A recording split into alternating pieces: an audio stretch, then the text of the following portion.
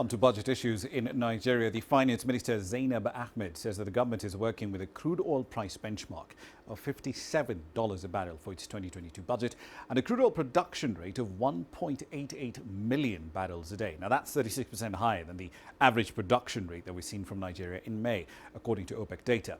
Africa's largest oil exporter is producing around 1.4 million barrels of crude a day, partly as a result of an agreement with OPEC and other oil-producing nations to reduce output collectively. Brent crude, against which Nigeria's oil grades are priced, has gone up by nearly 50% so far this year. It's hovering around $73 to $74 a barrel.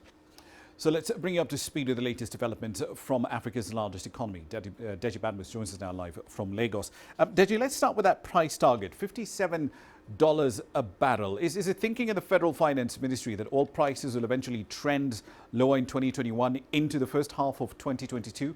And if that's the case, why? What's informing their thinking?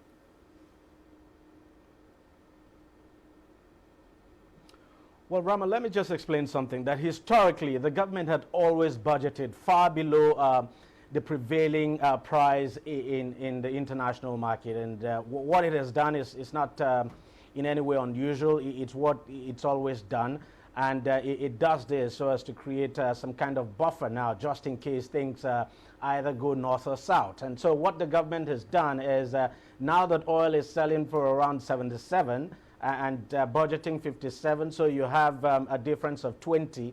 Now that difference is usually kept in an account called the excess crude account. Usually that account is actually used when, of course, there is any form of revenue shortfall, or if by any chance at all the price of oil suddenly dropped, as we saw in the past. So for the thinking of the government is that, look, prices might actually go up beyond the levels that they are now, and that there's a possibility that it could actually drop, and probably drop to somewhere close to the 57 it has budgeted. Now, usually when you have that kind of situation, what the government does is to revise its benchmark. But then something I also have to tell you, Rama, is that, look, these figures will still have to get to Parliament, and there's a likelihood Parliament may decide to review it or probably take it upwards or bring it down further. We just don't know. But it's just traditional, so to speak, and really not out of place or unusual. Okay, so the other key assumption here is on the output levels, 1.88 million barrels of crude a day. But the country's output, at least as far as we've seen in May, was under 1.4 million barrels a day. If the country's going to raise that 400,000 barrels a day of extra output, will it do that essentially breaking out of its quota within OPEC, or is that 1.8 million number a combination of crude oil plus condensate production?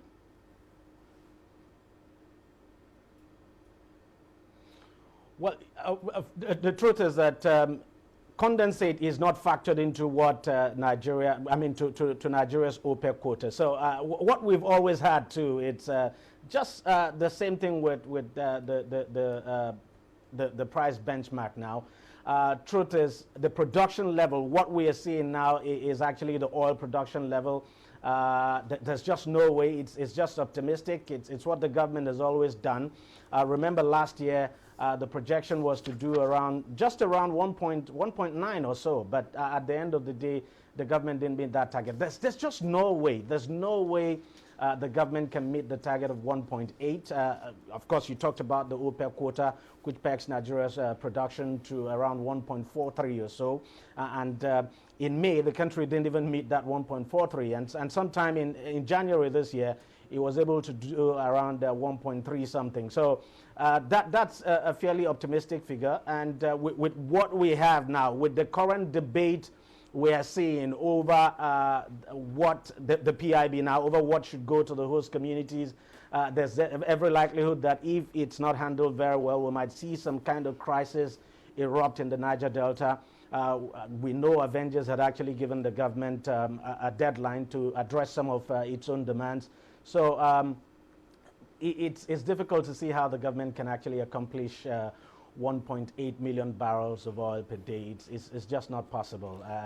It's just a projection. It's a projection, Brahma, and it's usually what the government does. But deep down, everyone knows there's just no way the country would be able to do that. There's a chance it could do it, but then with the OPEC quota now you have in place, it is difficult to see how that will happen. Okay, one last question for you, Deji, and this one's away from oil issues. I understand the Federal Inland Revenue Service has slapped Multichoice with it's a $4.4 billion tax claim, pretty large. It's twice as large as what the tax claim was on MTN some years ago.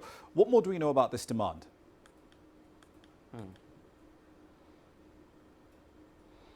Well, essentially, what this whole thing is about is that the FIRS, that's the Federal Inland Revenue Service, is accusing MTN of Multichoice. under remittance of tax, so to speak, and it says it actually wrote to exactly. So that it actually wrote to MTN seeking to investigate its books and all of that, but that MTN would not allow that MTN was just hesitant and not cooperative at all, that it had done everything to open talks with MTN, that it has discovered, for instance, that MTN's parent company, that's, sorry, I said MTN, Multichoice, I should say, sorry, Rama, that Multichoice parent company now, that's Multichoice Africa, has actually not paid a VAT now since inception, and that's a very, very serious allegation. But let me just say this: Multichoice has come out to say that is actually not the case, that they've been very cooperative at all times, and that their tax book is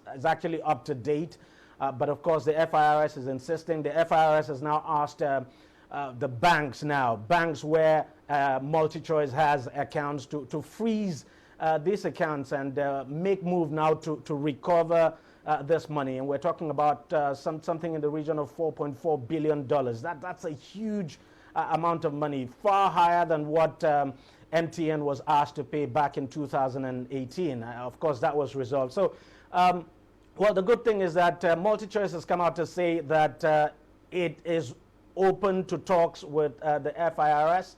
So I believe at some point there would be some kind of settlement, there would be some kind of meeting, and we can't also rule out the possibility that this might also go to court, as we saw in the case of MTN in 2018 before it was eventually settled. But obviously the FIRS says it is serious and that it wants Multichoice to pay this amount of money, $4.4 billion, Rama.